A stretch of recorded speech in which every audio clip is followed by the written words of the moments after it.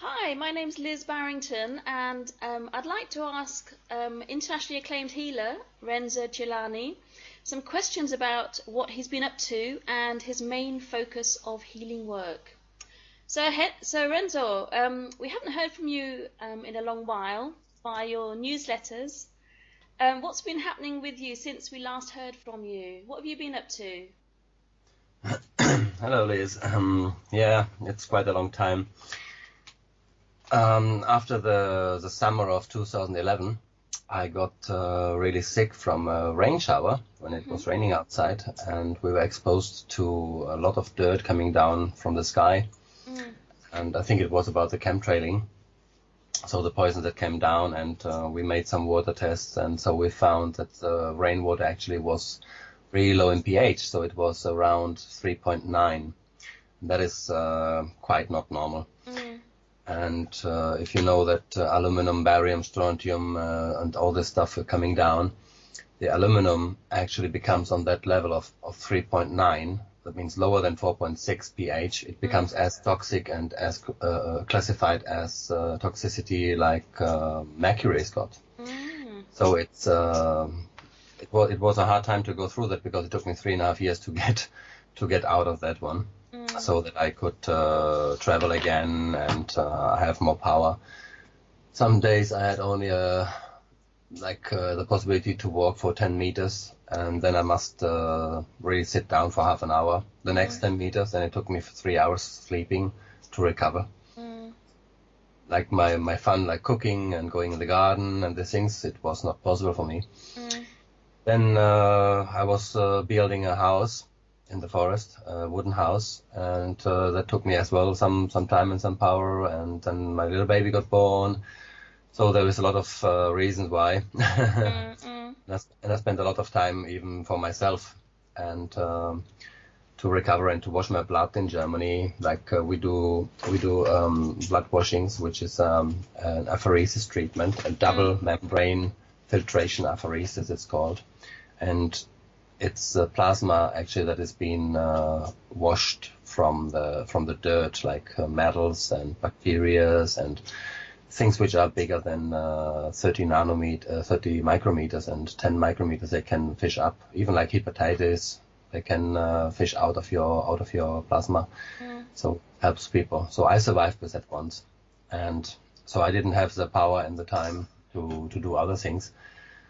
So here we are now. Wow, so you've been very, very busy, haven't you? Yeah, from that side, yes. Lots of things happening. So, and you mentioned that the blood cleansing. I just wanted to ask you just before I move on to the next question. Is that something that's available generally, for example, in Norway, or do you have to go somewhere special to have that done? There is a clinic in Germany. It's in the city of Cham, which is Cham, and it's close to the border of Czechia. And they do offer the treatments. You can get an appointment, then doctors will have a look on your body, a general check, and then they just stick a needle into your right and left arm, and the blood goes into a machine which separates. The first filter separates hemoglobin, so the red part, from the plasma. The plasma goes in a second filter, get filtered, and then it comes back to your body. So you don't lose any minerals or vitamins or anything of your body. We can say like everything which is like looking symmetric, like a nice butterfly, is okay, but if the butterfly is missing a piece of the wings or something, then the filter takes it out.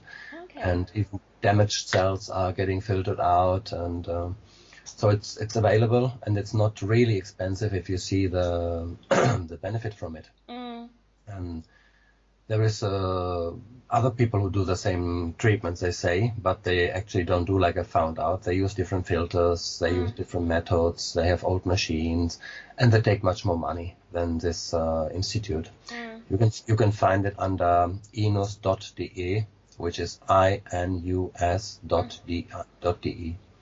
There you can find it, apheresis station, and then just making an appointment. Oh, fantastic. Sounds great. And I know it's obviously helped you considerably with the problem as well that you've been having. Okay, so going back then to some of the questions I had for you. So what do you feel are the main causes of serious illnesses nowadays? What common factors are making people most sick? Do you find the people that are coming to you from around the world, not maybe just Norway, but around the world? When I when I began, it was around 2001. I was searching for my dying father, and because he got the diagnosis of ALS, amyotrophic lateral sclerosis, which is motor neuron disease or Lou Gehrig's disease, known in the world. So you see your own body dying, and you can't do anything. So that was my entry. But on that one, I went to the Lyme disease. I saw that I couldn't exclude the Lyme disease and those symptoms because I tried to exclude everything what was possible. And Lyme disease wasn't to exclude for the like the reason to have the symptoms. So he had a really high level of Lyme in the body working. Actually, it was active, and doctors said that he could have both sicknesses. But what I see from that time, then in 2007, before that I did. People found out I'm a healer. I have abilities like some say I'm clairvoyant, some say other things, but people can say what they want. I just do a normal life. I have my feet on the floor. Then in 2007 I met Dr. Klinghardt in America. He invited me to come over, and so we did see people like patients together, and sometimes happened little miracles with these people. So I learned from him some things that I put the puzzle together like a mosaic, and some pieces were missing, and so even today there is pieces missing. We will never stop learning, but the puzzle looks like that it's not one thing that makes you sick. And there is MS people, multiple sclerosis, which have access and vector problems. If you have a titanium implant in a tooth, it can be that the Wi-Fi is affecting you so much that you're losing totally control of your balance. So in that moment, it looks like MS. MS can be from other things like bacterial infections and this, but mostly it's a combination of toxins, of metals, of bacteria. Then there is food, which is not anymore the same as we had before in the past.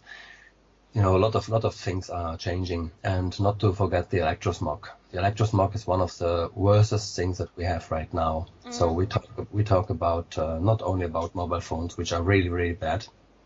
We talk about the Wi-Fi. That's actually one of the most problematic frequencies that we're using. So people should get rid of that one. I don't like to treat people and to have them visiting me for 1 or 2 or 3 times and they don't turn the Wi-Fi off. So then I tell them don't come back. Then there is other frequencies and like this bulbs, the new bulbs, energy saving bulbs. They are making a lot of trouble, and LED can make a lot of trouble. And we know from the brain research that the LED is the best one. The best solution after the old bulbs. But there is another thing. The green part of the light from the LED is actually barium. So if you understand that 50 Hertz technique in Europe or 60 Hertz technique in America makes a lot of combinations possible in your body, and then everything what we use on electricity is polarized. So the polarization is actually the biggest problem. If you see that your body is communicating directly with polarized light or polarized frequencies, we could bring it into a story like if I'm sitting in front of a computer and the screen is directly onto me, it will give me all information to my body, like overwriting my own software. it will give me the information of the glass, it will give me the information of the plastic, it will give me the information of every piece what is being built into the body of the computer, of the isolation of the cables, the 50 hertz technique from the electric current, plus all the other wavelengths that we have in the computer. And this is actually something that our body has continuously to handle in today. And if you then bring one and another one, like two problems together, it can be like 1 + 1 is 100. So it's a synergistic effect, and we have the effect of the accumulation. So our bodies are able to handle something for a certain time, but then, and there is a point of no return, and then you get symptoms. And to get out of that symptoms, it's not so easy sometimes. So if you take this LED light and the green barium, the green light from the LED, the barium, gets in contact with you over the electricity, 50 hertz, and your body gets in direct resonance. So we have a lot of barium for our bones in the body, and the half time is 50 days. So that's natural barium that you are taking up. Like if you eat these nuts, these para nuts. So 100 gram of para nuts has got 1 gram of barium. But that way is different than the way that we are breathing, than the things that we are breathing in from the chemtrails.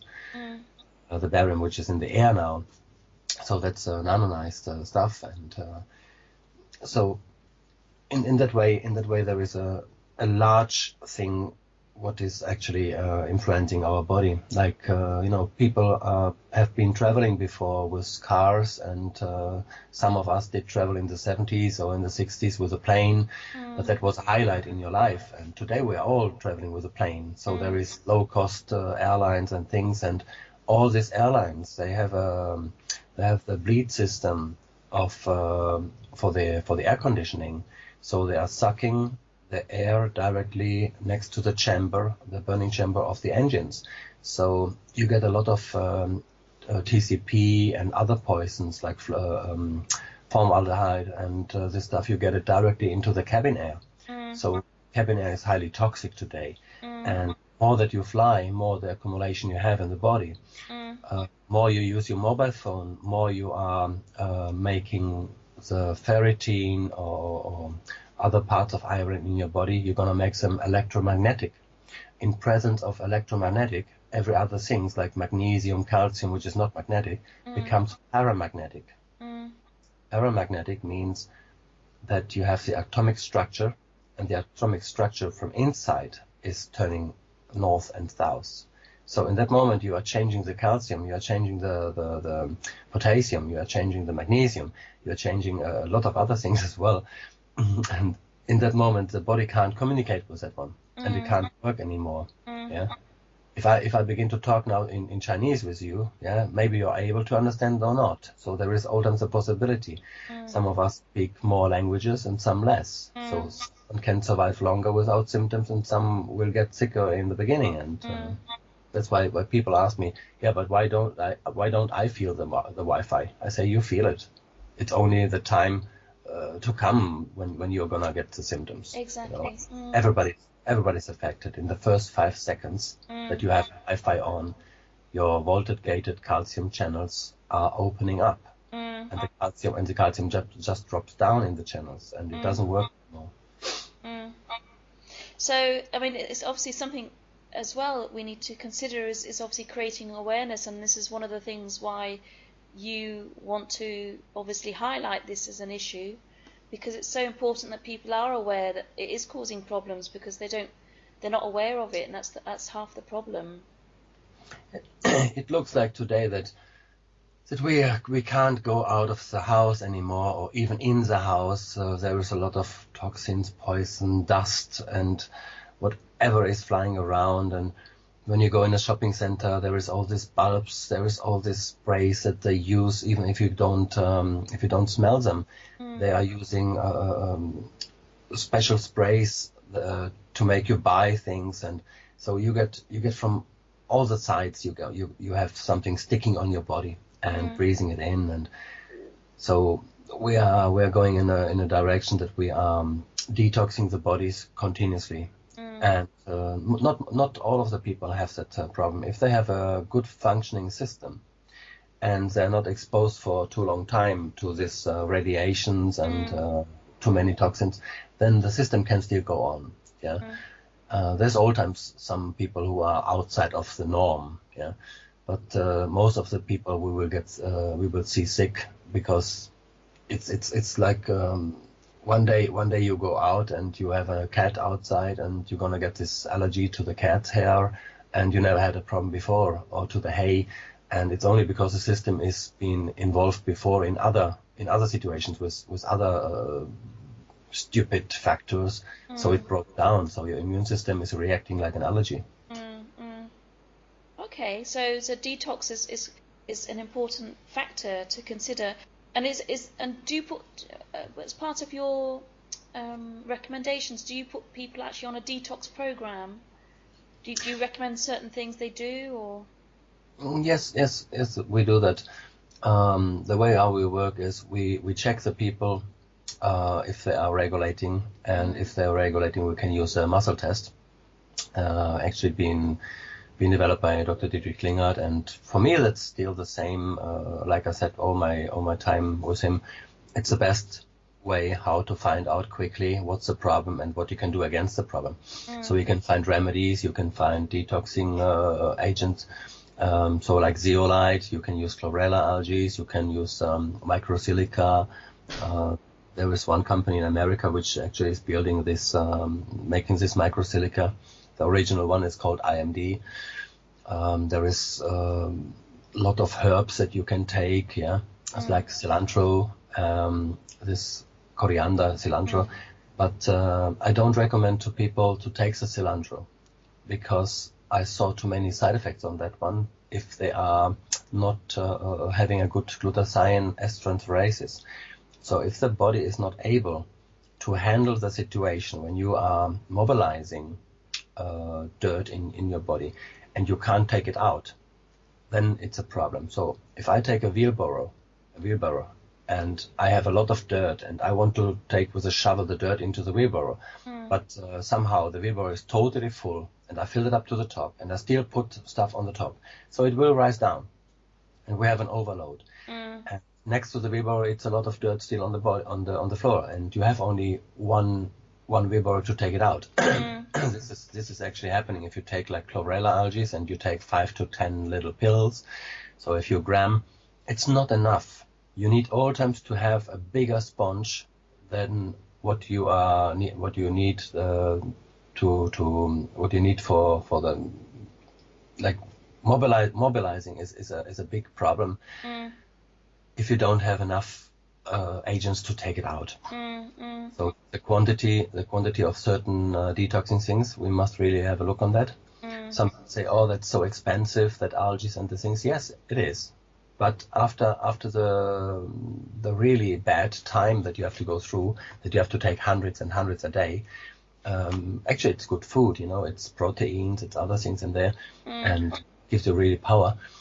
After the bad time in the beginning that you have to take hundreds a day, you're gonna go down with the doses later, because the chlorella does do one job, and then there is another door that you have to open. So in the back it can be zeolite, it can be something else, it can be cilantro to help later to open another door to bring the intracellular things to the binding tissue, then back to the blood, and then you must have a look on the large intestine, the small intestine. We must look on the liver.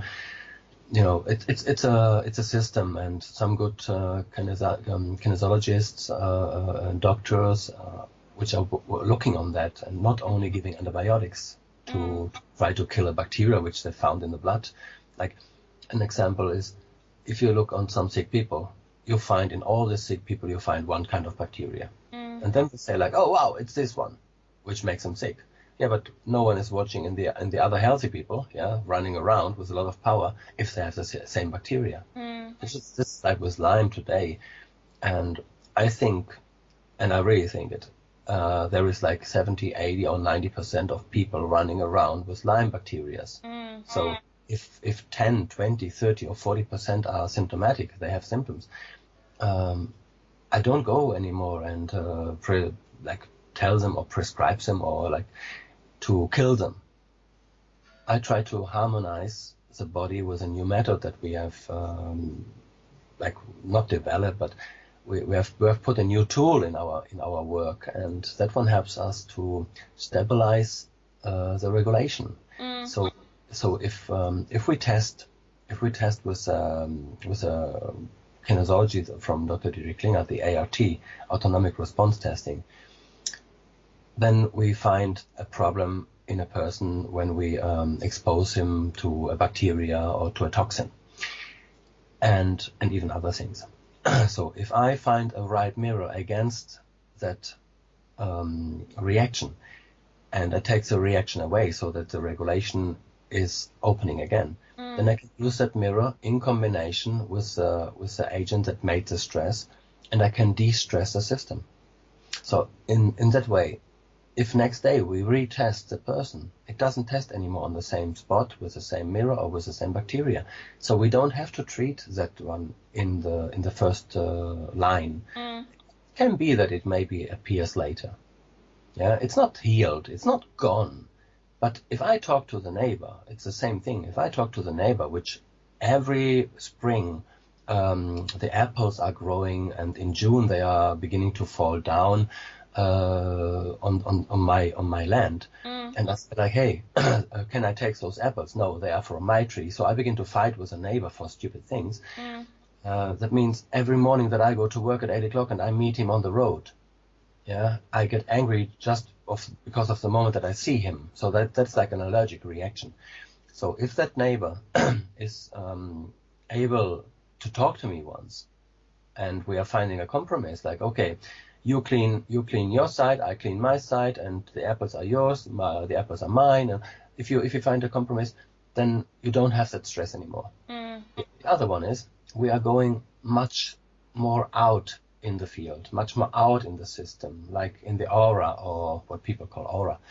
We can go on really far distance right now, treating a person, and if you go on 10-meter distance of a person in the aura, we really don't know where we arrive, what we do on that spot. But if it tests that there is a problem, and if we find one of these mirrors which is actually taking away that problem, we are working in a space that is storing memory of traumas. There is a direct resonance to a bacteria.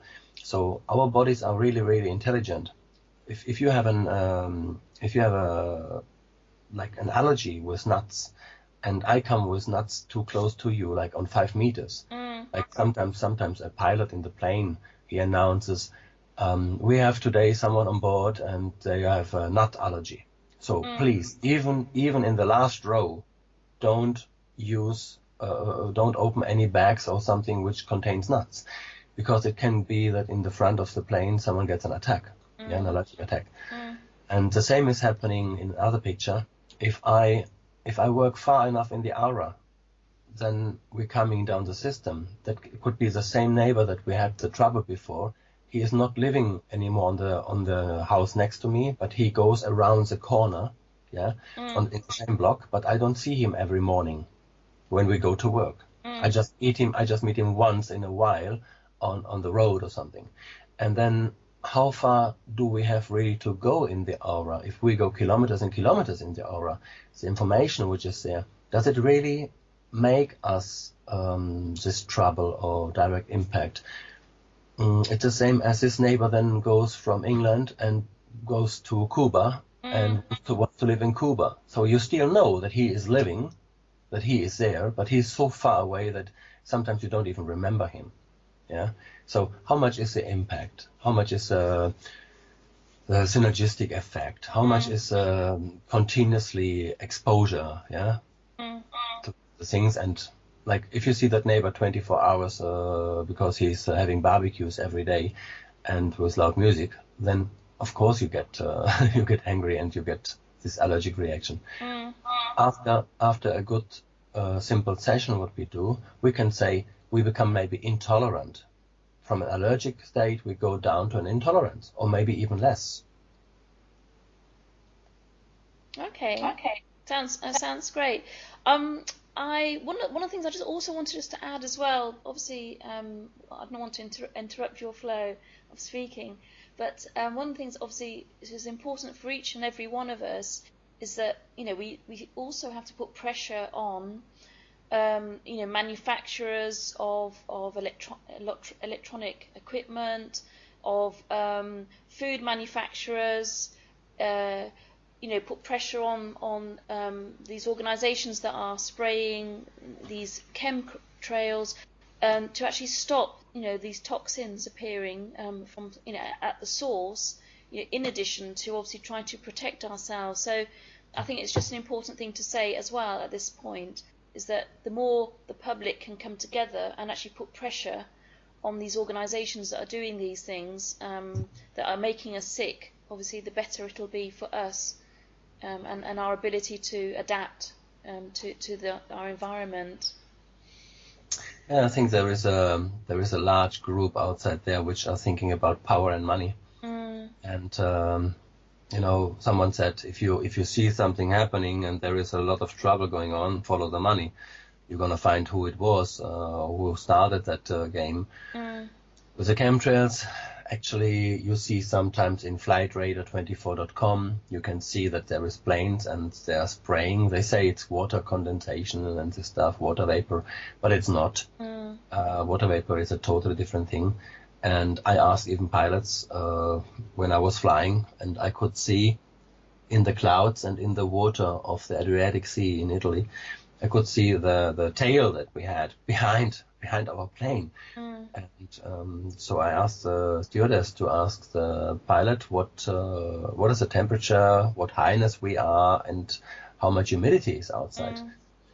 So she came back and she said it was minus 48, which for condense is okay, because you need minimum minus 40 to have that.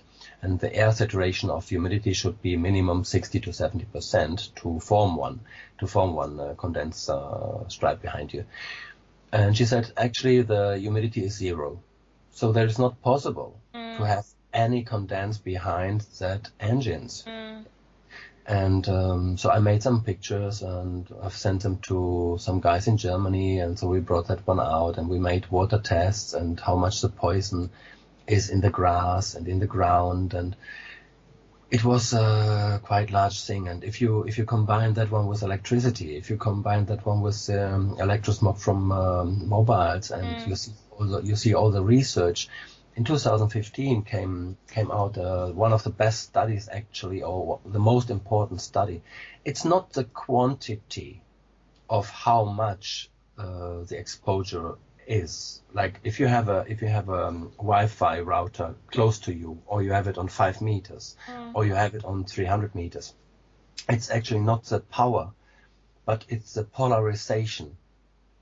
Everything what is being emitted from these phones, from all the wavelengths, and the electricity which is being used for the router, and the Wi-Fi wavelengths, and everything of that is polarized. So in the moment that is polarized, it's got direct impact on our bodies. So, it can be a little bit of it, like the lady with a nut allergy in the front of the plane, and in the back there is someone that just opens the bag, and a little bit of that one is directly affecting her. This is actually happening. So yes, we talk to people, we talk to the patients, turn the system off, do this, do that, and so we give them it's a kind of a guideline what we do. And I know there is hundreds and hundreds and hundreds of good people outside there to teach the patients, but you must really sometimes convince them. And it's if you see all these kids running around now, babies are born with 2.2 kilos, 2.4 kilos. They are gray. For most of the midwives, they're normal, because of the time of the day. But it's not normal. A healthy baby is 3.5, 3.8. Yeah, that's a normal weight. And the centimeters. It's like 53, 52 now, 56. It was 48 when I was born, but now it's like around the 50s. And if you take care when you're pregnant, you should never have a cell phone. Never use a cell phone. You should wear protecting, like shielding around the baby and the tummy. And when you have it in the you take the baby to the shopping center, cover it with shielding material, never expose it. So when they're older, when they're 2 or 3 years old, it's a totally different body than when they are little and small and developing inside of the mother. It's the same as when you use ultrasound and you have a look into the stomach, like, oh look, oh, this is a girl or this is a boy or something. They know that if you use that one just a few seconds, just to have a look, is there a baby inside? These kids are all affected later with later brain development and with lung problems. And just once you use that one.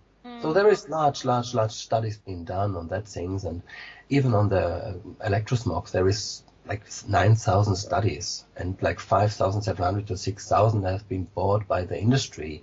So they're trying to hide that one. It makes you infertile, this radiation. It makes people really sick. It makes them autistic-like syndromes. You get this HDAD and like hypersensitivity of electric like tools, or whatever you're using. And of course it also affects the DNA itself as well, doesn't it? So you're automatically, your body is automatically multiplying sick cells. Yeah, there is even proteins and enzymes and things which get cut on molecular structure. In 2011 there came out a study it's called the Greek study in Athens. There were some good people, and they showed that exposure to Wi-Fi has taken from 200 checked proteins and enzymes, it took 143 to the point that they were totally cut on molecular structure. So what a great machine is our body, to still fight against this and to still try to recover. We have cell division, and there comes a point of no return. When the cells are not dividing anymore as you were, like we can say, being built in the first moment, the information in us and out us it's much larger than other people think. If you go and you have a look, in the first moment your mom and your dad had a nice moment with sex, and so there was an orgasm, and then the sperm finds the egg, and they say, okay, you're not, oh yeah, you can come in. So the egg cell and the sperm makes cell division. In the first moment, which makes a problem, if there is a cell division problem, then the atomic structure is tumbling, it's not stable anymore. So the atom in the middle and the electron around, so on the orbits, they must jump to a closer orbit. They must appear in a closer orbit.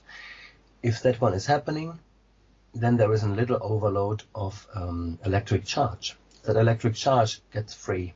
The electron just lets it go. So in that moment, they say there has been a biophoton being born. That biophoton is actually with a velocity of light, like 299,000 kilometers per second. In a vacuum. After 1 year, this little light particle had done the way of 1 light year. So in all this distance, it has met other light particles and other wavelengths, and it has met other ways, different wavelengths of electromagnetic radiation. So it is absorbing, exchanging, taking, like on board, taking information, and that information is directly still coming back to you, because on that way from your body out into space, it is giving you all the information back, like on a laser light. It is sending back all the information, so your body gets all times the direct information from outside. Imagine if one of your biophotons have met the biophotons of your grandfather. Yeah. So in that moment, you have this. You can see or test a trauma in people. You can test that people are changing from angry to happy or something. Yeah? Whenever something is new in the system, it can change everything. So if you are meeting now a lot of these people which are tired, which are not anymore digesting the food right, they are just taking up fat, they don't take up the vitamins anymore, they have leaky gut syndromes and all these things, then actually you are bringing out and you are affecting the whole world or the whole space, what we use, you are affecting that one directly with this bad information, and you can create with only the frequency, only the information in the frequency, coming to a magnetic field, you can manifest that information to a symptom. You can manifest that one even to a trauma. You can manifest it to a lot of things. And I think science will find out a lot of things in the future with that. Okay, great. Well, I would suggest we do, Renzo, if that's okay. Can we have a short break, and then we'll come back and continue the interview and continue the questions? 'Cause I've got lots of questions to ask you. Yes, of course. I'm happy to come back here. Okay, all right. I'll speak to you in a few minutes. Okay. Okay, thank you.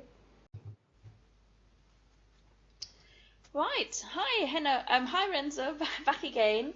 So, I wanted to now. The next question I wanted to ask you is, so what's now your main focus with regards to your own healing services that you offer?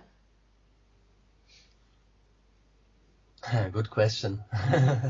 The main focus is to help the people. Normally, when people end up with a healer or end up with me or with some of the friends which are not doctors, which are not being visited from them because they need a declaration to be sick or something for the work or something. There is people coming with OPGs, with a panoramic picture of the jaw to friends, and they find out that there is cavities or there is infections or inflammations, and which can be the source of their problems. And they pass normally a lot of doctors, and then they arrive to people like us. So major situations are like people have seen everybody, no one could help, and then they see, okay, let's have a look what the healer can do. But what I do with them is I live between heaven and earth.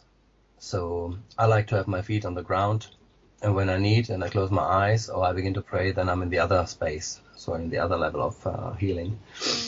And we test people by kinesiology. I ask in heaven, we can say, and I look on and in people. So mostly I notice things that other people don't even notice. Movements, expressions, when they are standing, that they're not straight, yeah, or when we treat them and why we treat them, the reactions that people do, a deep breath, and it's relaxing, and so all these things is actually something that I look at. So my focus goes on how does a patient come, and what does he look like, and if they are gray in the face and they have no muscles really to smile. Most of them are leaving the bench or leaving the room with a nice smile and different color in the face and less pressure or weight on the shoulders. And it can be everything why they are coming. They come with, my Lyme disease, my Lyme disease, my Lyme disease. And suddenly I just test them and I say like, there is an energetic parasite.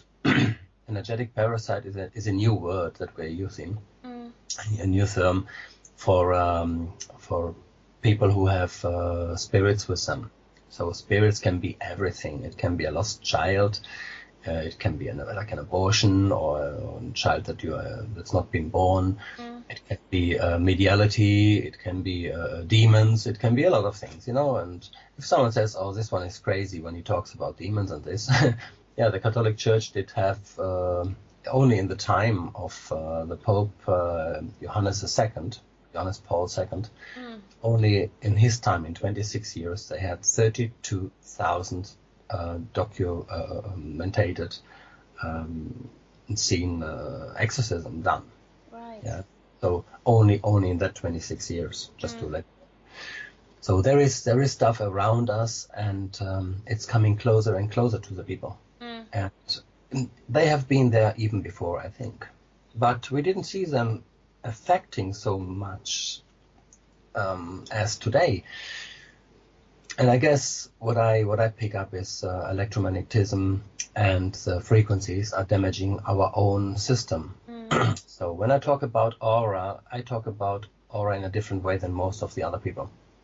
We have explained before that in the first moment that an egg cell and the sperm come together, there is a production happening of cells. Yeah.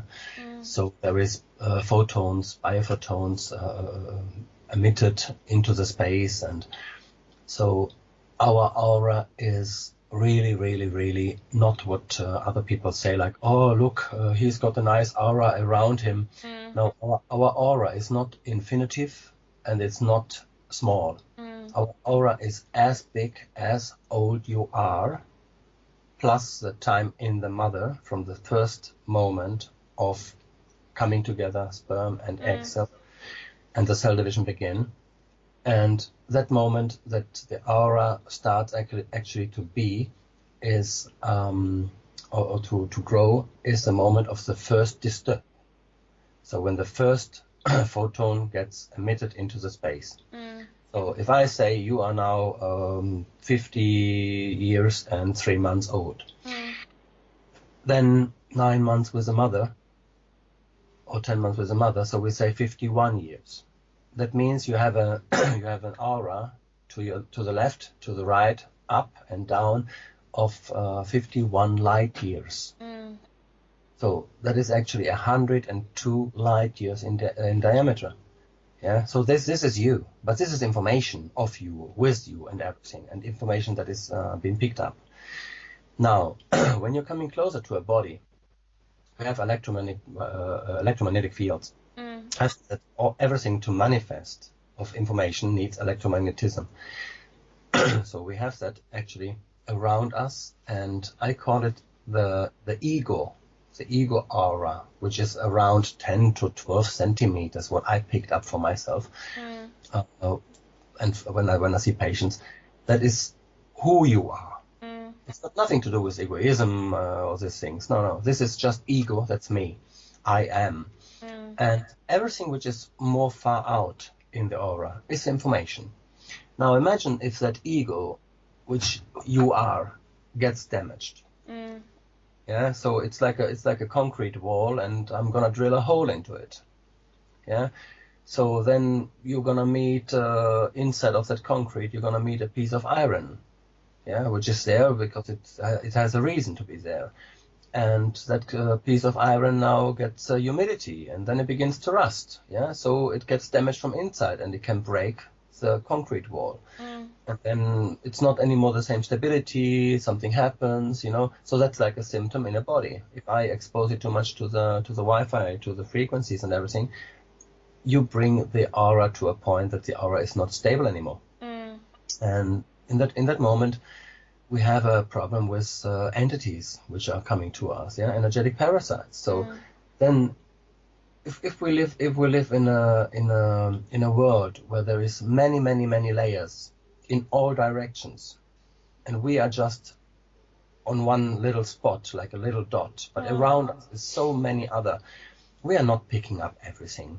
Some of us have more antenna function, and the other one has less antenna function. Some of us can see things, some of us can feel things, but actually it's not normal when a patient comes to you and you have a fireplace, and the fireplace is running really well, the flames are nice, and the house is warm, and the patient just takes the key to come to you. Suddenly the fireplace breaks down. There is no fire anymore. It just breaks down from one second to the other one. The dogs are barking, and they don't know what is happening, but something is there that is coming. The house gets ice cold, and then when you have this patient in front of you and you treat it and you clean this patient, suddenly the fireplace starts after 4 hours of being off. Yeah, it just starts the flames like hell is coming out, and a heat wave goes through the room, and the dogs are calm. So all these phenomena are there. So that is actually what it's not what I'm focusing on, but it seems like it comes more and more and more to us or to me.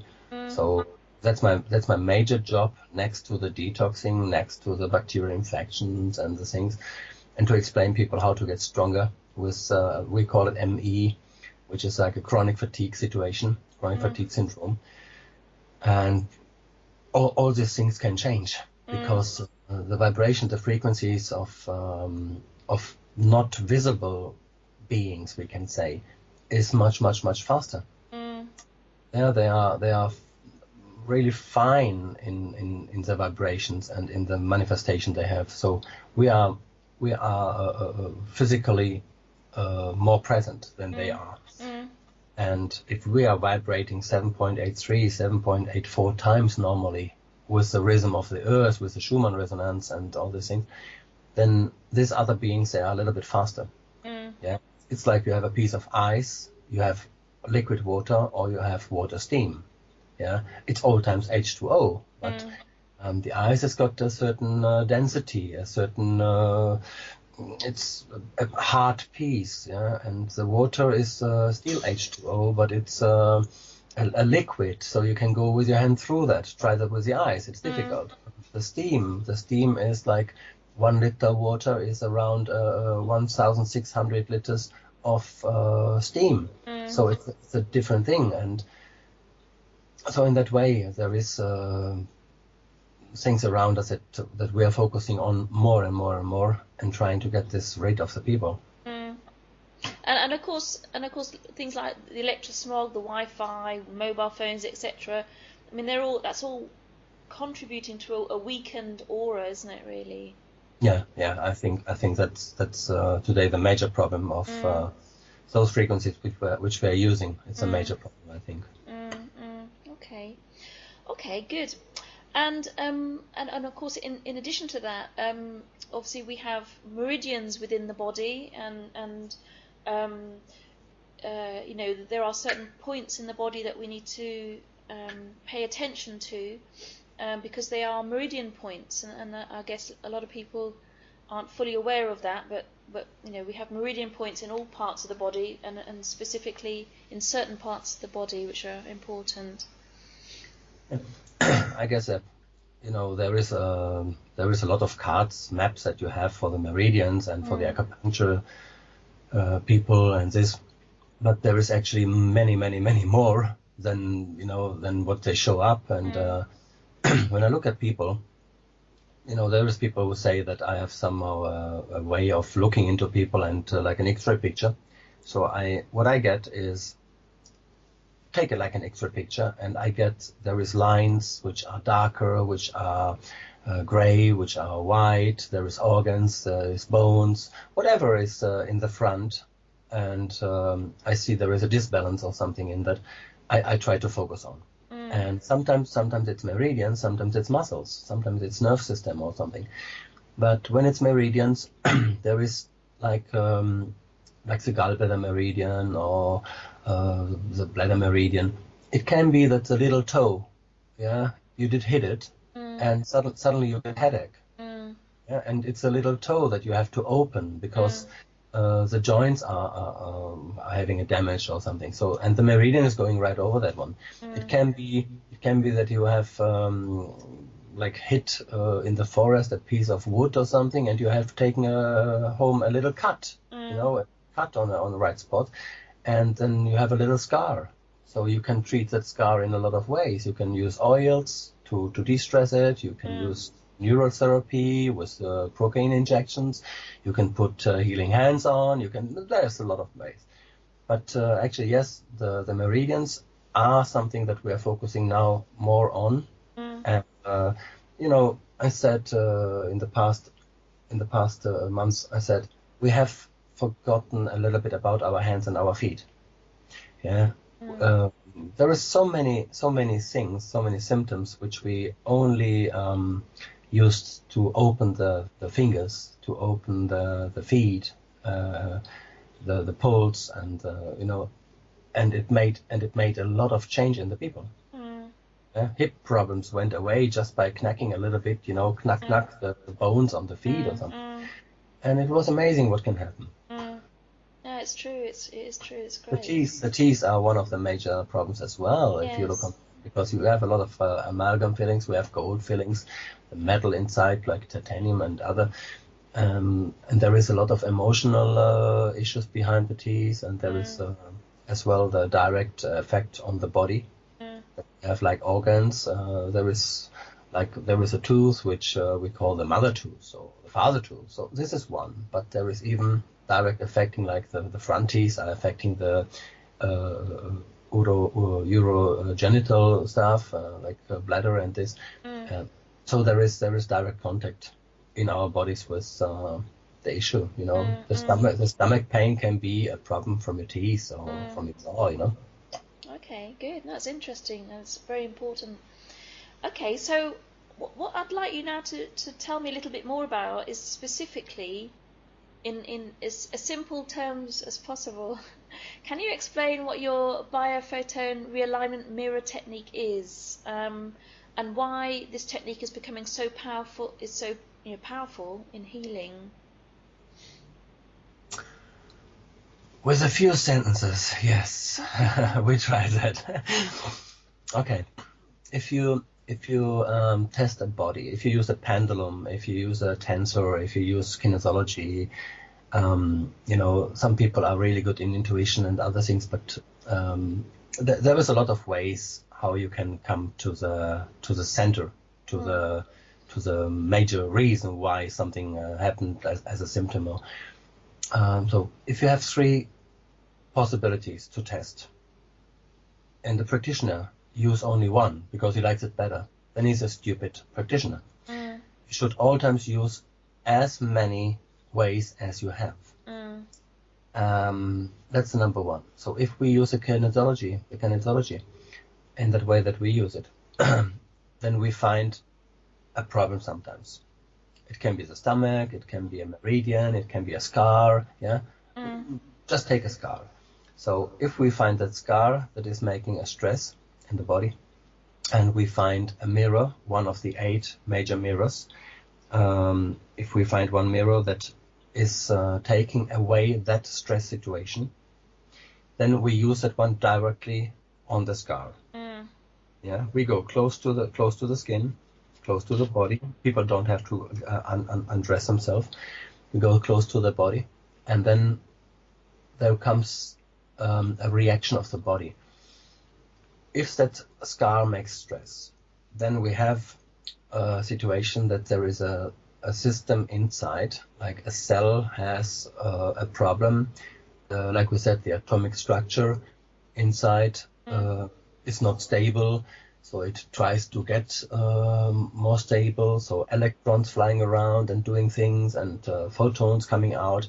And if we pick up one of a balanced, of a linear, of a polarized, of a coherent photon, and it goes through the filter that we built in the front of the mirror, then behind that filter there is a metallic mirror.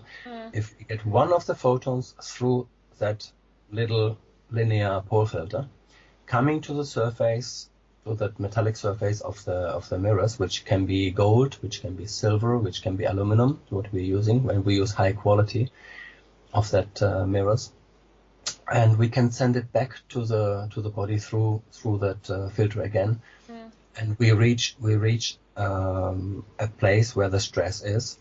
It is okay to use only one photon to send it back, because coherence is a little thing. It's infectious. It's like an infection. It's like people say, okay, you have a virus in your computer and it affects the whole system, and then it searches even the next email addresses of you, and it continues. The same is happening with coherence.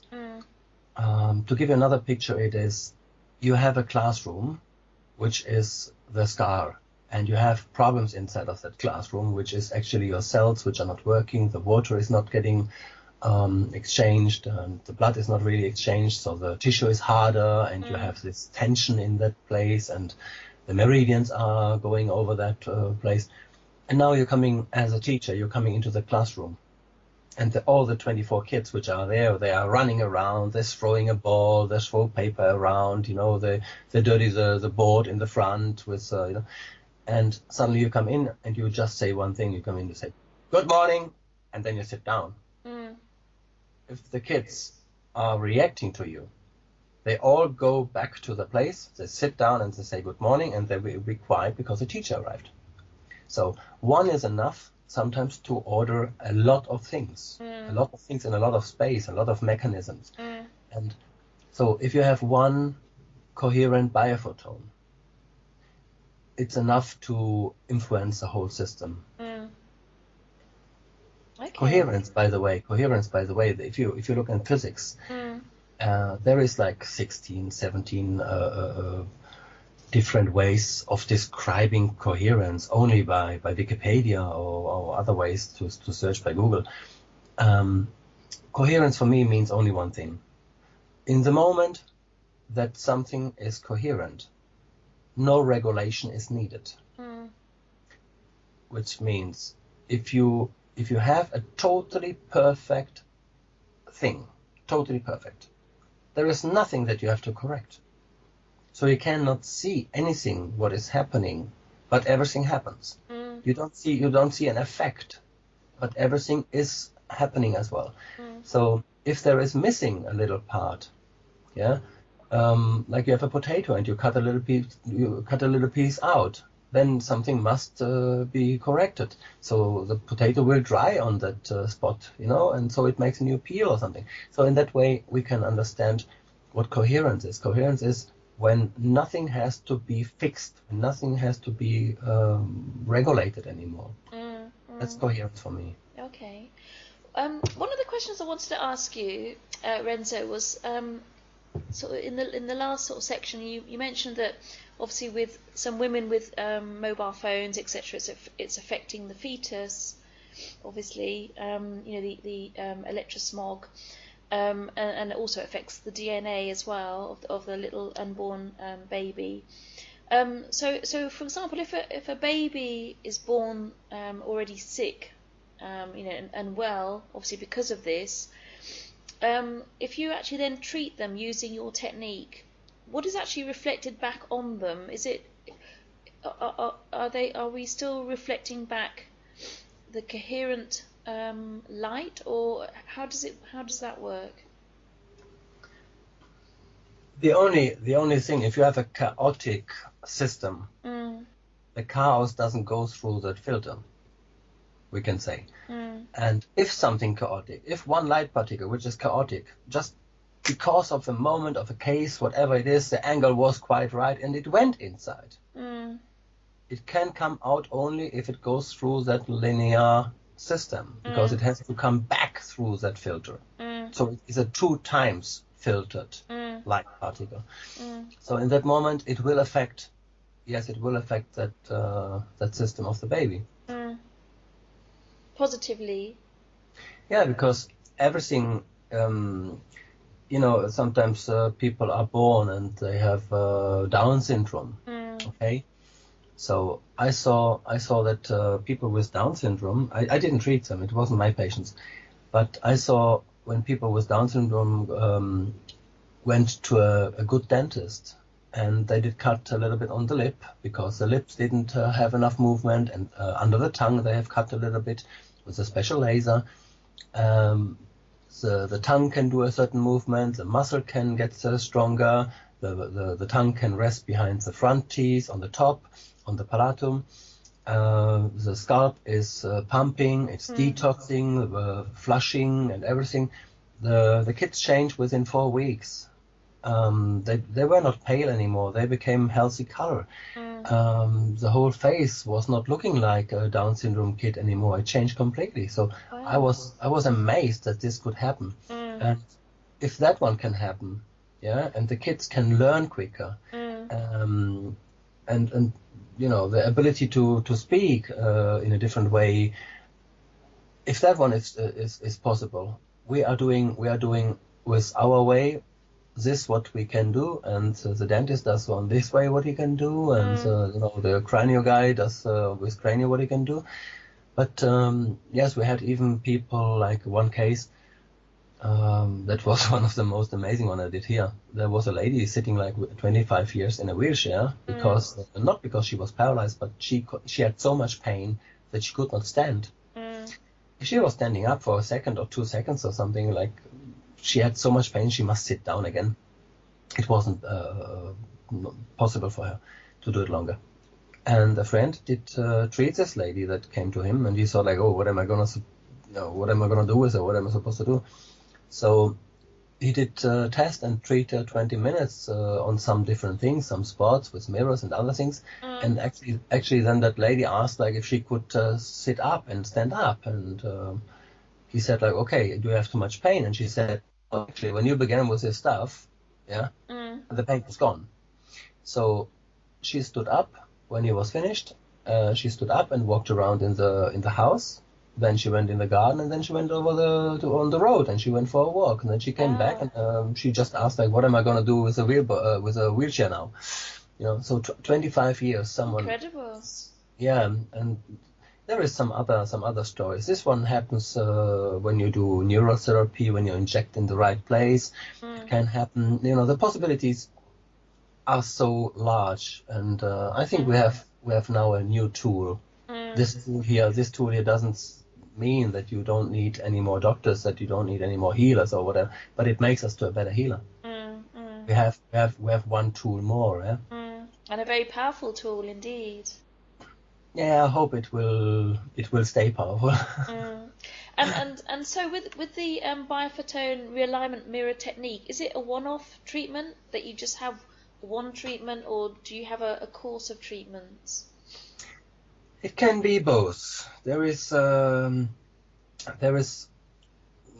it's like a ladder when you're climbing up on a ladder, and sometimes it's enough to reach the apple tree from a certain highness, and you've done 4 or 5 steps, and then after a while you must go higher. It can be, but it does not have to be. We had cases that one treatment and all problems were resolved suddenly. That was like miracles. And then there was other ones, they were improving step by step. Then there were some people, they said like, oh, I don't feel anything. But then the husband or the wife called us and said like, hey, I don't know what you did, but I have a new partner at home, even if the partner doesn't feel it.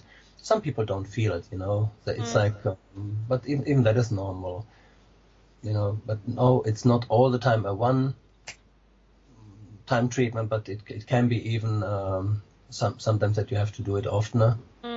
But there is different many different forms how we use it.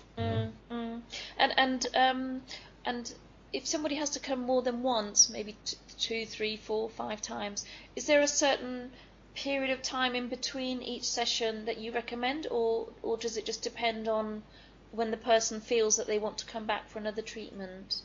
If someone comes to me and they leave, they ask me normally, when should I come back? And I say, I don't know, you will feel it.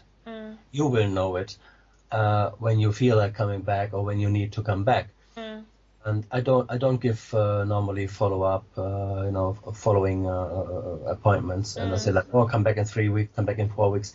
I'm not one of these guys who tries to fill up his schedule, to fill up the calendar with appointments and to say like, oh, look how busy I am or something.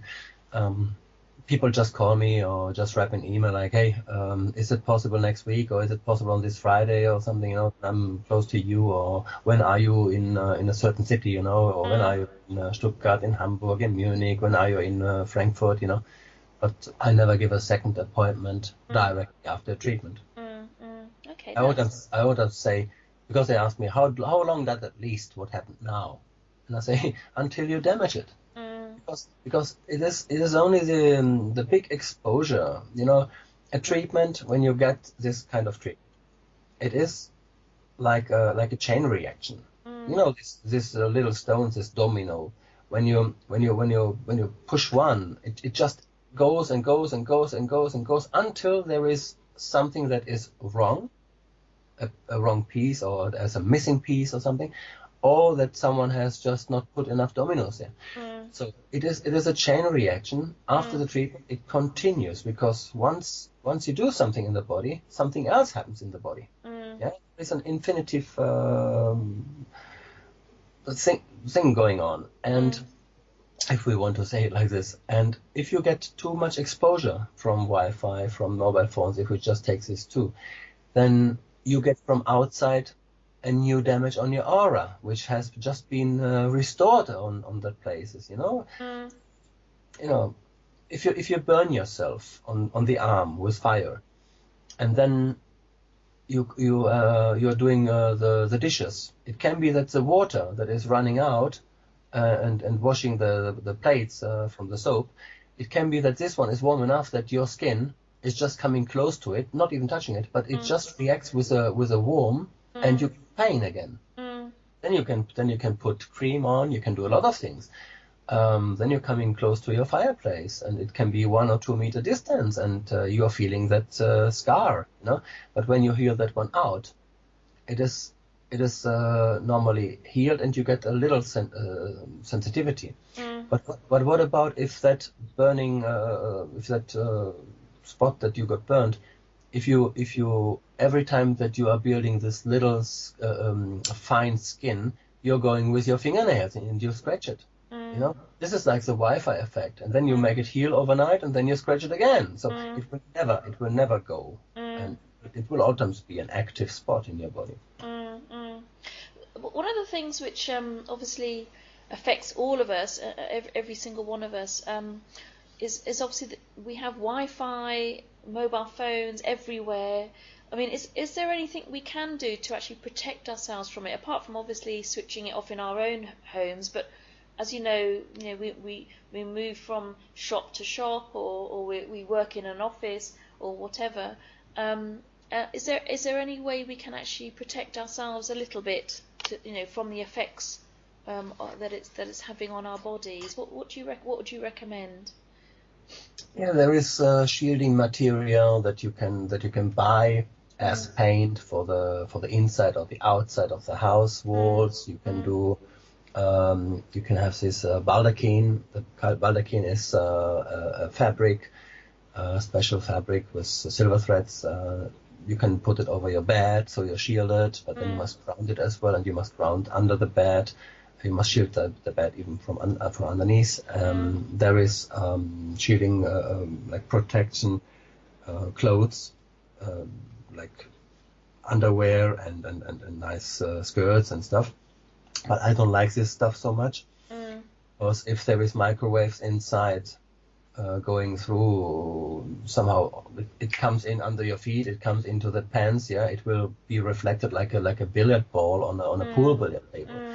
So until it's out, the better way is cut everything at home, then go to the neighbors, try to talk to them, get a little bit knowledge. Yeah, that's the most powerful tool that we have, our knowledge. So it's not enough to say like, okay, here's a little stick or something for your cell phone. Then your cell phone is not testing anymore. Or of course there is a lot of tests. If we test it by kinesiology in that way that we use, there can be a little stick that you put on the cell phone, and it doesn't make you stress anymore. But the same is happening somehow.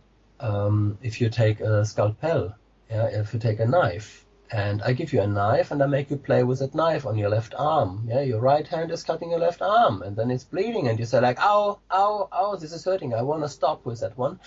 So you don't like that one, yeah? And so the scalpel is actually the microwaves, we can say. And then I say like, oh, I've got something against it. So I give you an anesthesia. Yeah, I give an injection, painkillers injection. So after a while, you see, now it doesn't hurt you anymore. Now you can continue. But it's still cutting you. It's still running out blood, and so it's still making effect. And I call it by myself like a field manipulation. Yeah, it's a manipulation of the field. And some people say, oh, it brings you to a higher vibration. Oh, it brings you, a lot of these things. But I haven't seen any proof from that. And And if you look into the dark field microscopy, and you have this the building up of the cells, yeah, like little ropes. It looks like little ropes, and then suddenly you put a stick on it, or on the cell phone, and then you do the second test with the same blood, and then you see that, oh, there is no clumps anymore. It's much better flowing. Yeah, the same can happen when you drink a glass of water and you look directly under the mic, yeah, under the like on that blood that actually was sticking together. You have a zip of water, and the blood actually outside of the body is still reacting as well as the blood inside of your body. So a little bit of water or shutting down the electricity around you in that moment can affect even that blood under the microscope. So it's it's a large field of money. It's a large field of industrial interest, and people are so happy when they have a tool that like the smartphones or whatever. They are so happy with that one that they don't want to give it up. So everybody should do what they want to do. But I think that if you see that a lady, when they are like 18 or 20 and they get pregnant, and that little baby inside them, the fetus, has got no protection. No. That's one. The body of the lady gets like a quantity of 1 of the microwave, we say. Then the water, inside where the little fetus is, it takes 10 times more. Water is attracting microwaves. And then if you look down into that little fetus, there is the day 88 and this of the fetus, and all the little egg cells are being built up. If that one will become a little girl, then you have the mitochondria and the DNA and the genetics and the stuff, and the DNA actually of that mitochondria inside of the egg cells gets a DNA problem. It gets that damage. So that lady that gets pregnant with this little fetus, which can become, or which is a little girl, on that day, she is directly affecting not only the next generation, but the grandchildren. Exactly. Yeah? So, and I don't know what kind of community we're gonna produce in the future. So I don't use mobile phones anymore. I don't want them, even if I get asked like, hey, you must have one for all kind of reasons, whatever. I say, no, we didn't have them a long time ago, and I had a lot of exposure because of before and my other time, my other life, we can say. But I don't want the things. And I ask people, even when they come to me, please turn it off. I don't want it. And a lot of people, they put it on loudless, they just turn the loudspeaker off and this. And I feel it. I'm sorry. Then when I'm a healer and I close my eyes and we go in different states of alpha, delta, we try to heal people with picking up information, sending them back by the way of healers, we get directly affected. So the next day you can really see the effect on me, because I don't get out of the bed and I'm really, really tired, much more than before in my life. And so I really ask people, turn it off and check it. Or they can put it in a metal box. When you have an office, they can just drop it in a metal box, and so it's not radiating anymore. But everybody of us should get rid of that technology. It's a time of, they are putting now in Norway, they're putting in other countries like in Italy and this, they don't even put new cables on the telecommunication industry, and they want to bring it under Wi-Fi and under mobile phones, the whole countries, because it's much easier to make a cell phone tower. But what they else can do is they find you everywhere where you are and listen to everything what you are. They can directly affect your body with certain frequencies. They can make you sick. They can give you symptoms. They can make you paranoid. There is a list of Mr. Barry Trower that he has, and it shows really a lot of frequencies and the direct impact on people. And of course, the most vulnerable time is when we're sleeping, isn't it? When we're exposed to these frequencies. That's when our body is probably most Yeah, vulnerable. when you're resting in the nighttime or in the sleeping time, that's when you are not really protected, because your body is actually trying to fight against it when it's awake. That's one thing, but the other thing is look back into the women. A woman is much more complex than a man. Yeah, the hormone system and other things and whatever. But take only one thing.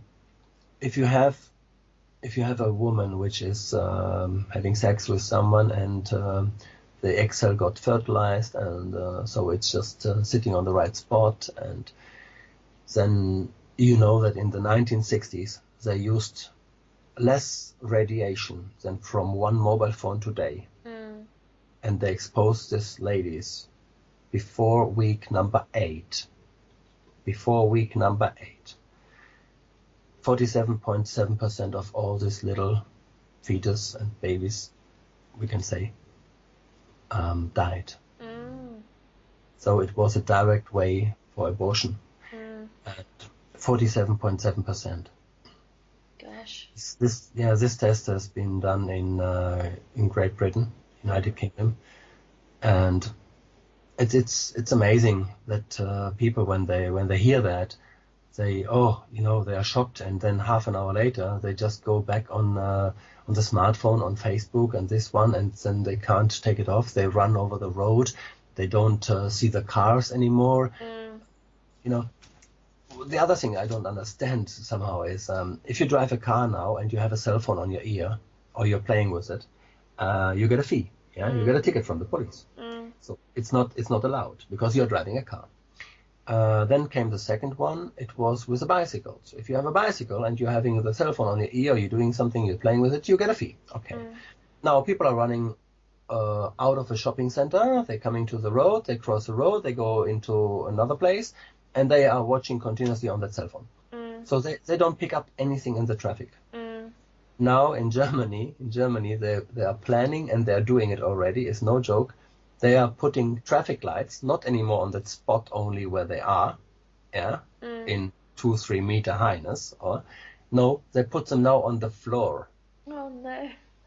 Yes, they put them on the floor. So when you're crossing the road, you don't have to lift your head up while you're watching on your smartphone. So only the eyes can move a little bit. Then you notice, oh, now it's green, now I can go. What kind of industry is that? Number one.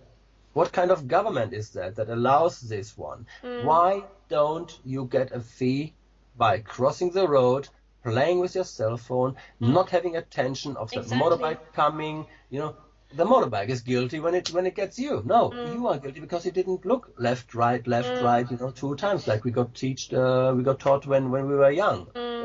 Exactly. So there is. I know. The other day, just to give you an example, I was just walking through a car park, and this poor little toddler, little baby, must have been 2 or 3, on a little bicycle, and her mother wasn't even paying any attention whatsoever. She was just reading a message or whatever she was doing on her phone, and this car came around the corner and almost hit this poor little toddler. It's ridiculous. People can't seem to be paying any attention to real life, but they're addicted to their mobile phones. It's quite incredible. Yeah, it's as well. Before that things, you were walking around, you looked in the sky, you have seen the weather. Today you ask someone like, hey, what's the weather? Oh wait, I'll check it. They don't look in the sky anymore. Yeah, it can be raining. Yeah, and they tell you, oh, it's nice and sunny, 25 degrees, but it's actually different weather because they don't even realize anymore. But even all the traffic and all the things around you and voices and things, we were reacting on it with our ears, with our eyes and everything. Now we get so many informations from a cell phone. We get so many from sounds outside and everything, that our brain is not able anymore to be behind all these informations, to regulate these ones, to handle the situation. And then the brain just shuts off on somehow. Then you get this chronic fatigue situation that people. But I did sleep 8 hours, yes. But you had so many impacts on you that you cannot even handle that situation with resting, because you're still with 24,000 thoughts, you know, that you are having inside from the little things that happened during the whole day. I see that mothers and fathers today are not the same anymore, because they have two works, you know, she is working, he is working, and then the kids are coming home from school. At school, they are exposed to Wi-Fi. You know, there is now in Germany they want to put Wi-Fi by law, like in every school. They want to bring it everywhere, and these people are really happy to bring the Wi-Fi into all kind of schools, which is really, really bad. But there is one school we must know, which is not having Wi-Fi, which is not having the possibility to use a mobile phone, which doesn't have the energy-saving bulbs. Yeah, one school. It's a school of the guys which are sitting in the parliament. Yeah, the school for their kids. Oh, okay. It's been renovated years and years and years ago, so they do actually know what is going on. And I heard even that these kids are having different clothes than we give to our kids. They got shielding clothes and other things, so they actually know what's going on. And why do they give to the other people's kids the exposure, what they don't want for their own kids? Exactly. So it is a machinery that it's the only way is tell people, show them some links. You know, it's much easier to look into YouTube than to read a study, and sometimes studies are so difficult to read.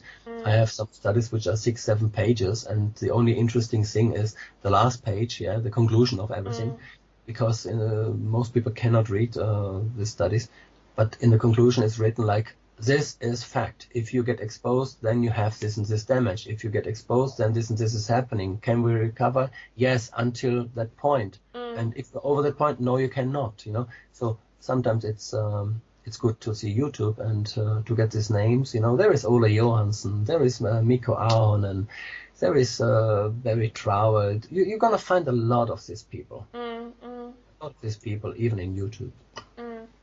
Okay, good. All right, well, I think what we'll do, Renzo, should we have a little break for a few minutes, and we'll come back and continue, because I've still got quite a lot of questions to ask you. Yes, we can do. All right, then. I'll speak to See you you soon. in a minute. Oh. Right, Renzo, we're back again.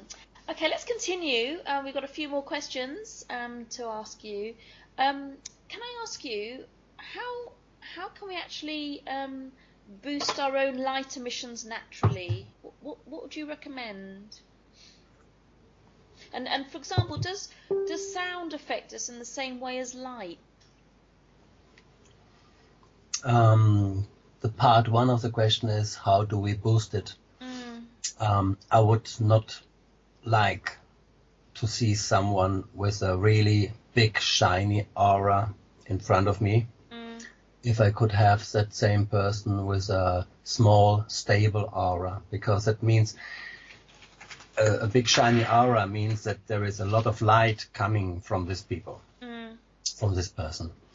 And as I told you, when there is a problem in the atomic structure, then there is light coming from that little thing, which is like the overload of tension. And the wavelength which is changed makes it to become a photon. So if you see a person that you get the impression, oh, he's got a nice big aura shiny, so then he is sick. Something is wrong. Or he must have such a regulation system which is so good that he's still able to continue for a long time. But I prefer to see people with a little stable aura, not too big shiny one. There is two aspects. One is you are getting older every time that you have a disturb in your body, and an electron must appear in a closer orbit around the atom, because when the electron comes closer, then there is a point when the electron is too close and there is no possibility anymore for that electron. So I think science will look on these things even later. Mm. And they're gonna find out a lot of things about it that they then can talk about it. It's not me to talk about that. But when you see that an electron is coming closer to an atom, we can, in that way that we are using, I think we can use the light to refeed that electron and to give it enough power that the electron can appear in an orbit which is more far away, than it was before from the core of the atom. So that means that we're becoming younger. We find more lifetime, or we find more power to use for that regulation system. So that was a part one. What was a part two? Part two was, does sound affect us in the same way as light? Yes, this is interesting. It's not us only, and I will never say like, oh, we are the only ones, or we have this, we are the only ones to have. No, it's this is not true. If I use mirrors, or if I use a thought, if I use a sound, if I use a frequency which you cannot hear, but it can be measured by EEG spectral analysis by a brain researcher. It's a simple system. You have a color, and the color can be like 500 nanometers, around 500. So that's in the range of lemon green, I think. So that one, if you give it a right octave, down and up regulated octave. So if you go 40 octaves down, you're coming to an audio frequency. So that's a sound, like a tone on the piano. So that one can do the same effect.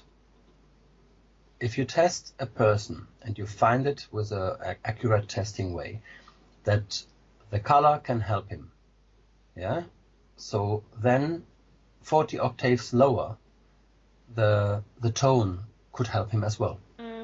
So if you go another 6 octaves down, then you're going to find an alpha brainwave, maybe 12 hertz, 7 hertz.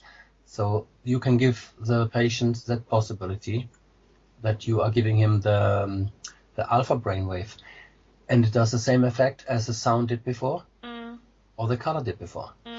If you put then more octaves down, you're coming to a spot maybe in the forest which has got the right frequency from the earth coming up, like 7.83 hertz or 7.8476. So it can be that the spot is on granite, or the spot is on a lot of leaves, But in some spots you feel better. On some spots you get tired. So it can be even the spot where you're standing on. There is a lot of ways how to affect the body, as much as the other therapy form. So that is why it's so important sometimes to work together with other people. Not like I can do everything. It looks like that we can help 80% maybe of the people coming to us, and so for the other 20% we must know some people, because if my range is between two frequencies, there is a missing spot. Maybe that guy with audio can bring the patient right in that area, and can help him with the audio that I don't reach maybe. So I don't have the exact numbers sometimes for the patient, or the exact color. If I have yellow, and I have green, and I have blue, and I have but it can be the right mixture of the color. So if I can't mix it perfectly, I can bring it only close to, but the brain researcher finds out it's 7.341 hertz. So if he is able to give that one, then he did a better job than me. But it doesn't mean that he's better than me, or I'm worse than him. It's only who of us can go more exactly on the spot to help the patient. And as you said as well, it all depends on the patient, and I guess what their being needs, isn't it really, which will sort of guide you as to what's the best therapy. No, that sounds like some people like better the sound therapy, and they say like, oh, music is my best. No, even in those people, if you give them the color that is right on the same octave, yeah, on the line, then it makes the same effect. It's only they prefer this one or they prefer the other one, of course. But if you do a different way of treatment, which is on the same line, it will affect them the in same. the same way. Yeah. That's Okay, it's interesting. Okay. There's no point of running away from that. Okay, right. Well, I understand you run training sessions for practitioners. Can you tell me what's involved in a training session, and where are the sessions, and how long is the course? There is sometimes people which are interested, so they are forming a little group. Then they write me an email or they ask like if I would come, and then we find an appointment. We normally do a Saturday and Sunday course. So from the morning from 10 to 5, 10 to 6, we have an open end, so we don't look really on the time. Because sometimes people are like, okay, after dinner we went back into the office, and then we continued doing it up to 2 o'clock in the night because everybody was happy to play around. And sometimes people are tired, so they just want to stop and they just want to have a break, so we go for steak and beer. And then there is private conversations or other things. The groups of the people normally are between 6 up to 18. 6 is a group where we begin to have conversations between the people. Because we form all times one room, 3 people, so they can play and then they can exchange someone in the groups. So they are turning around like a rotation system. And sometimes you have a tall guy and you have a small girl, and then sometimes it's just changing, When you have these groups from 9 to 12, it's most nicer because there is more conversation. From 15 to 18, it's still okay, but then there is more questions. And the questions actually are stealing the time from the other ones. So sometimes it can be a question that is for everybody. That's okay. But sometimes there is some people which have a lot of questions. So they ask and ask and ask, and then we must a little bit interrupt it. Because a lot of questions after 2 days are resolved, by the training, by the practice, because the theory is one, the practice is another one. We are doing this in Germany in different cities, and we do that in Austria and in Switzerland. And next is as well maybe London, Bay Area. America I don't enter because I had a little bit of a problem in America to get into. And so they have sent me back home. They didn't like me for some reasons. So we will see if other countries will open up as well. If there is practitioners which are interested into that, then they're welcome to write an email or to write on the website and to ask. Okay, good. What we do actually is we are using the method that we have. So if someone is there with a pendulum, if someone is there with a tensor, and we see that they are accurate to make the tests, we are doing that with ART testing. It's a way of testing. Like I said in the beginning, it's maybe the best thing that the people can learn in a short time, and they have really, really good results. It's not 100% accurate because I know only maybe 2 or 3 really, really, really neutral testers, practitioners. And when I look into people, I get an impression. Then I ask a question and I get an answer. And then when I use the arm and I test the muscle, I do the muscle testing, I am totally neutral from the first and second moment before when I asked and I saw something. So I make myself all times neutral, like I don't know anything, I want to see what happens. And that is our biggest gift that we have, if someone can become neutral and don't say like, oh, there's this and this symptoms. Oh yeah, I know. In that moment that you say I know, the whole testing is you can throw that day away, you know. Yes. Okay. And what previous experience does a practitioner need before coming to one of your training sessions?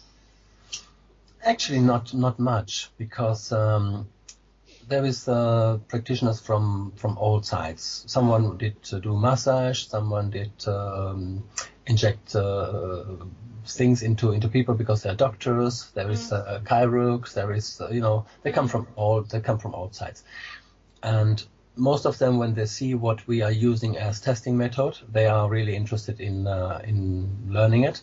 So we send them to the institute where they can. We give them the address where they can learn it, and it's a quick tool that we can use, and we get in short time a lot of things done. It's like going, it's like half a meter of snow is there, and when the guys are coming to clean the road, they don't think if under the snow was a stone on the road, or if there was a piece of wood from the tree fallen down, a twist or something. They don't look on this. They just put down the shield and they just push. Yeah. So that is what we are doing with the mirrors when we are testing and we find something. And then sometimes these people who are pushing the snow, they turn around and they look in the back. And if they see that there is the road is getting frozen, or it's forming ice, then they know they have to push the right button to throw the salt. Yeah. And if that snow is gone in the front and pushed, and then they see that in the back it's melting alone, then they don't push any button. Yeah. So they just make it happen. And so that's the way what we are actually using now. We just have a kind of we can call it. It's a kind of a bulldozer. Yeah, that we are going through the system, and the results are that people really in a shorter time can have a lot of good effects. Okay, and as a practitioner, then, how many training sessions or practice sessions would I need, for example, before I could treat a patient? What would you recommend? Some people are picking up immediately and in a short time things. Some other ones are trying to learn them, not to understand them.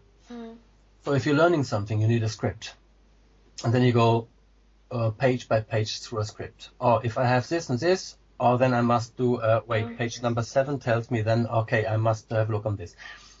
This is actually the origin of that way. But we found in the last 2 years that it is changing and it's completely different now. We don't have a script anymore. We have a beginning. We see, is the patient able to work with us? Can we work with the patient? Then what is the problem? Where do we go? The patient tells us a story. Mostly they don't tell us what the real problem is. So we just pick up what we have to pick up, and then we test neutral. And I say all the time, now we see who you really are. Yeah. Because I asked them in the beginning, like, why are you here? Why are you coming to me? And then I hear that story, and then, so when we go through that system, we're ending up that when someone is able to be tested, then we are searching immediately in the front of everything, in the front of the stomach. Stomach is second, liver is second, lung is second, brain is second. We search if there is presence from outside of influence, from spiritual world. Something can be happening all the time during a session that we don't want. So if you find a grandfather which is too close to that person, and that person is being tested by us, and we find mediality is not as bad as when a spirit overtook the whole body, and you are walking around and you have no steering. You have no steering of the car. Your body becomes the car, and the spirit is driving it. So you have no control. But if there is this kind, then we go a little bit harder through that field to clean him. Then when it's mediality, then we have respect. Yeah.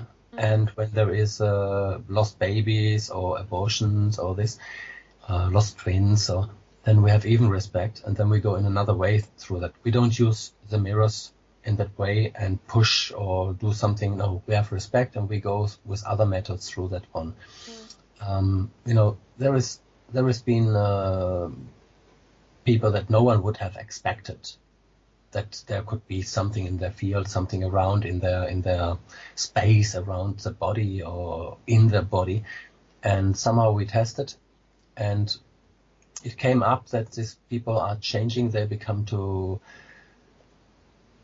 different, and we have seen situations that I know only maybe 5-6 people who could handle it. Yeah, some people don't even want to enter that field, so that's okay.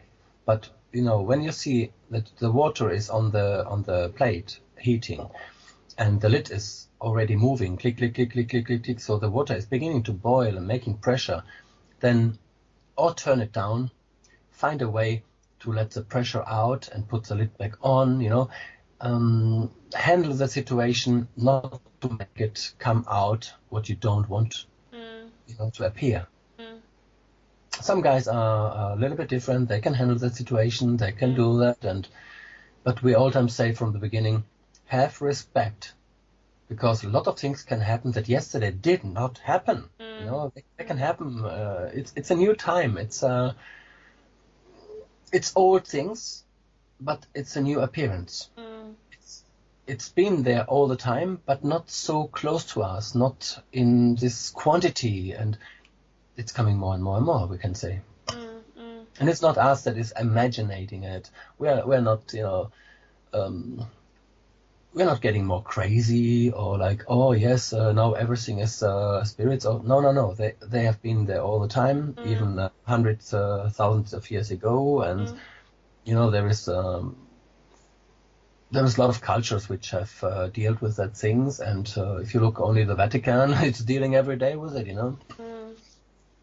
It's probably just becoming easier for them to actually invade our beings, I think, now, because our auras are so much weaker than they were. Yeah, the appearance. Yeah, the appearance is there more often now. Yeah. Okay. Renzo, can I ask you as well, do you provide online training? Because I guess not everybody can get to Austria or Germany or Norway. Do you provide online training, or are you looking to provide online training for people that live in different parts of the world, for example? Yeah, I've been asked now more than once if I would do that, and I have not done it yet. And I thought about it, but we will see in the future if we find a way to do that, like by cam, by Skype, or like a webinar or something. It could happen, but right now, no, we don't offer it here. Okay. And I guess information about your possible seminars will be on your website, or so or do we just contact you? Yeah, as sometimes I know it in advance, some of the dates, and sometimes they are like just quick decisions, and hey, what are you doing next weekend? And okay, we bring some people together because they can or something. So that stuff is that date is not on the website, and I haven't put it on the website. It's it was we could say it was a mouth to mouth way, and I just went there where I was asked to come. Okay. I haven't done a schedule for next year or in 2018. I'm in this place and I'm booking that hotel. Oh no, we haven't done that yet. Okay, so I guess the best thing is just to contact you, isn't it? If somebody's interested, to find out when the next course is, I guess. I think that yet now in the next future, we will have 3, 4, 5 people who will actually teach it. Not me only, and so then it will be information maybe on my website and else who can be asked for a beginner course or something, and how to use it, and then maybe we do a second weekend to show like what are we actually really doing with a patient when he comes to us, because everybody is different. Everybody is there is not 3 people are coming with headache to the doctor, and if these 3 people are coming to me, I look at them differently. They all go to the doctor with headache, so the doctor gives them paracetamol, and sends them back home and says come back in 7 days. I ask them, and I have more time sometimes, and I can look at them and I can talk to them, and I say like, hey, what did you do yesterday? Oh, I went on this party. I was so drunk. I say, okay, then go home and sleep, because that is because you have drunk.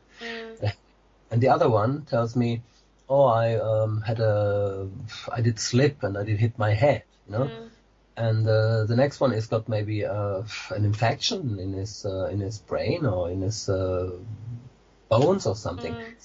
So from that side, we still have some more time, and we look at all of them like an individual. Of course.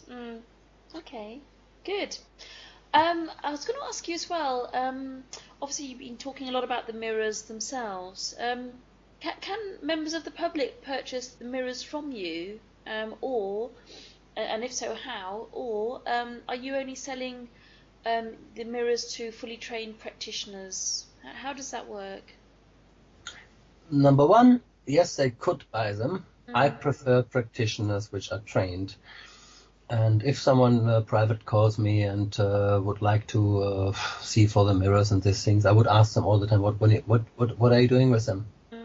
Now, we know we have taken water and we did tests, and we have taken other liquids and things, and it's changing. It's changing the quality of that liquids what we have tested. And, it's nice to see that.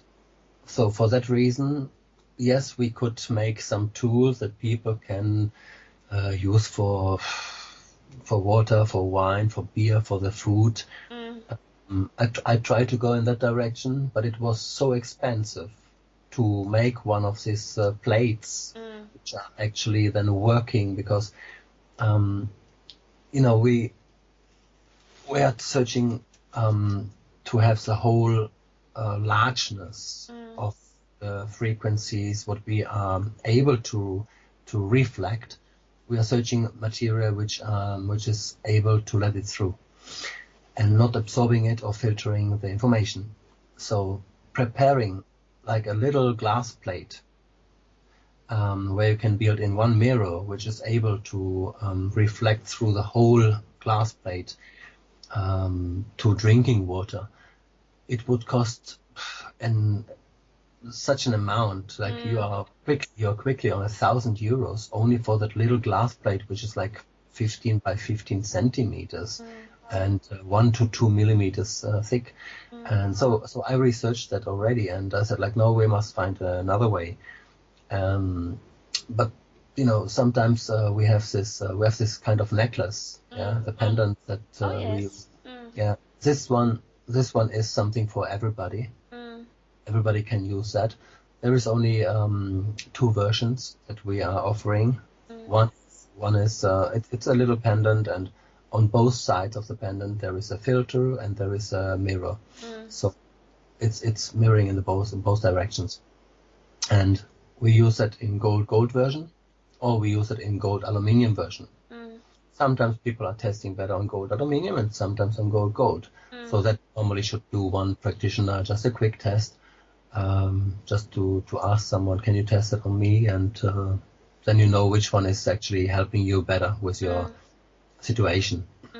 Okay, so we can buy. So a member of the public can purchase the pendants from you directly, can they? Or yeah, that one can be ordered, and I don't have 50 in the stock or something, because even I use a certain quality. And when I searched in the beginning that mirrors, it was not that that I was on a search for that things. No, it came to me by a simple question, and then I got some pictures and things, and then we tried to find a way how to get this material. So what we ordered actually was a really, really expensive material. And when I saw then that there was a gold mirror in the same way concave or convex, but it costed like 54 euros. Yeah, I tried it, and I didn't feel well with it. So these are like the cheap imitations that are in the market. It's not a cheap imitation, but you have a car and you can drive a Golf or you can drive a Mercedes, and then there is the other car, you can drive a good Mercedes and you can drive a Lamborghini. And so I think with that quality that we have now, I want to hold the standard. I want to hold the quality because that's the one that I use. And imagine if I use something what is like a Lamborghini and like a bulldozer with a high-speed bulldozer, and someone else, then I give them mirrors which are not the same quality. So how am I supposed to talk about one and the other one? It's two pair of shoes. It's two different things, and I think we should keep the quality as high as we can get, number one, and as much as we need. And I think that we have not reached the highest standard of quality. I think to get better ones like we're using now, we should go to NASA and to us maybe. But I think they won't have anything for us to share with us. We use special ones, and the material is actually gold, silver, and aluminium, and it's front plated, so there is no glass in front of that. That's why they are working so good. If you put glass in front of that, the glass is absorbing frequencies. The glass is filtering frequencies, and so in that moment you don't have the same effect. Okay, and can you give us a rough idea how much are these pendants that you sell? Or the pendants are a little bit less than 500 euros netto, and I order the pieces and I build them together, and then I ship them to the people when they are ordering them by email, or if I know them by telephone call. Okay, good. But there is no shop that you can now buy them in that way, or they're all handmade at home. Build them together, and there has not been yet one mirror that it didn't go through my hands and I have built together. Well, that sounds great. That sounds very reassuring. Okay, I've just got one final question, really, because we've obviously chatted a lot about all sorts of different things today. I wanted to ask you for your opinion. What do you believe is the future direction of healing? The future direction of healing. What has to be healed? Is it the people's way to look at the things? So then it's teaching. Teach them what is actually the problem. If there is a symptom and you must treat that one, I think we are going in a direction that we use less of the supplements, that we are using less of the medicine, we're using less like injections and these things. We're using really less of everything, but we do much more in a short time.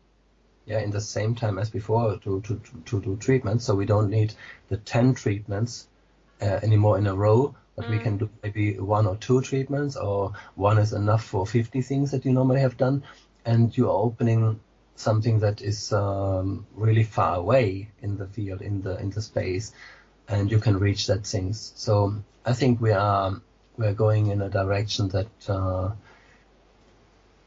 people can have more in a shorter time with actually less. And do you think we'll ever get to the stage where, like a lot of obviously our ancestors, how they were, but do you believe we'll ever get to the stage where we'll be so powerful ourselves as individual beings that we'll be able to heal ourselves without the need for a lot of these tools? Or do you think it'll be difficult to get to that stage?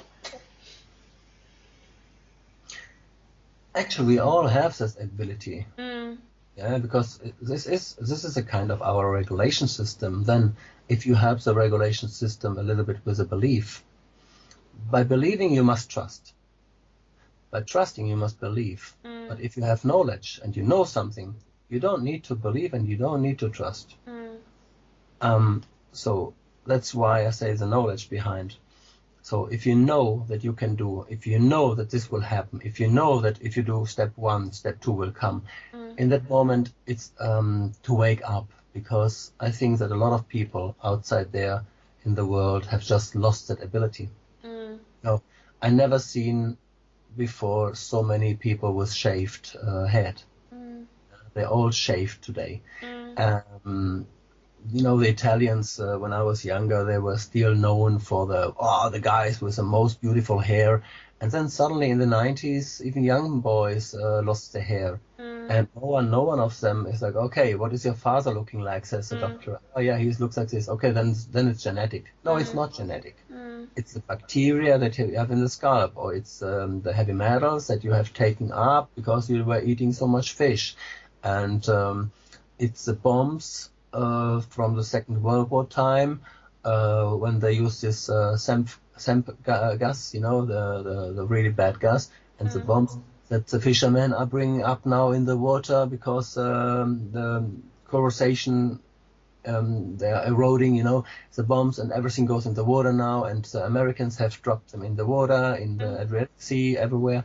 And so there is a lot of things going on. And so people are changing, and I hope that some people do a few steps backwards, and they go back in time, try to find some old bulbs, try to take the fuses off at home when they don't need it. I use electricity. I use what I need. I don't use what I can use. I'm not the most healthy living guy. I like my steaks. I like my beer. I like my red wine. I'm a smoker. I had a time before I became a healer, and I was in the industry, and I did other jobs. So I had a life before, and then during that life, I have even changed. Every 2, 3, 4, 5 years, I have changed. You are walking through the forest, and then suddenly there is a way to the right and a way to the left. You must see where you're going. So you just decide that way or the other one. And then you come to another one, left or right, and so this is actually, but try to go back and to have a look if that one was the wrong decision, and you must maybe turn right where you have turned left before. So sometimes it's time to do that step back. Sometimes it's too late. Sometimes it can be really too late. But then you must find another solution, and a little bit to get more awake.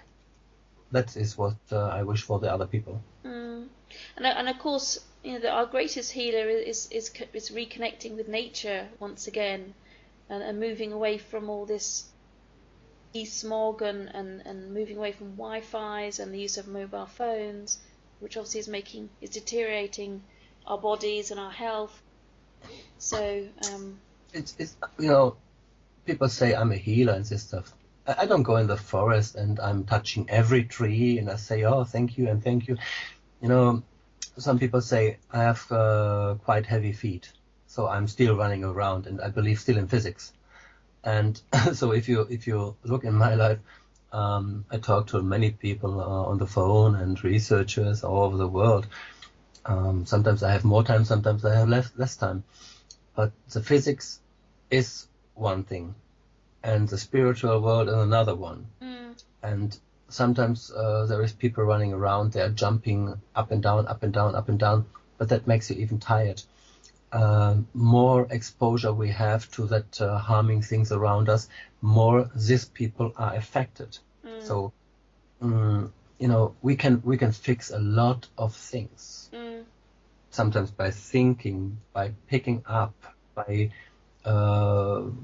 watching, and then we can explain to someone like what we have picked up. And sometimes these people go like, well, yes, that's right. And if they accept it, if they know about it, they can change life. So a lot of things can happen only by a good talk.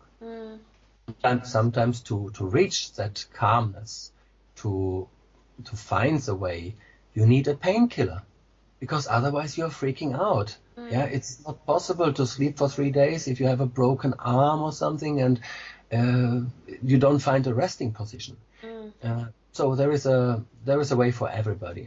So we are not all the same. Yeah. Okay. I don't begin to pray when I break my leg on the road. Yeah. I try to ask someone like, hey, can you call an ambulance that brings me to the to the hospital, because I want to get an X-ray picture of that one and I want to get it fixed somehow. Yeah. But I don't send someone who is possessed in that way of saying it, like possessed. I don't send him to the chiro, I send him not even to Westminster Abbey, because Westminster Abbey gets too scared. But there is some priest running around that we have even contacts in Italy or something, and they are helping these people. And I guess as part of your work and many healers' work, obviously is the presence of God as well as part of the healing process. So yeah, I call it Father, and with that word Father, I mean everything what is the whole. If it is Allah, Jehovah, yeah, a lot of names people have given. I just call it Father. It came out of me much quicker. I just say, Father, I have a question, and somehow answers come. Whoever, whatever is talking, it is, but there is something must be there. Yeah. Okay, good. All right. Well, thank you, Renzo. That was a great, very good interview. Few sessions, questions, and thank you ever so much for giving us an update as to what you're doing and what you've been up to. It all sounds very interesting, very exciting. So, one thing I would recommend to anyone listening as well is to also visit Renzo's website, which is www.renzocelani.com, and you can find a lot more information there as well. All right, thank you very much, Renzo. Thank you very much for your time. Thank you, Liz, for your time and that you have done this. Okay, thank you, and we'll catch up again sometime soon for another update. Oh well, yeah, I hope so. Okay. Yeah, goodbye. Okay, thanks. Bye.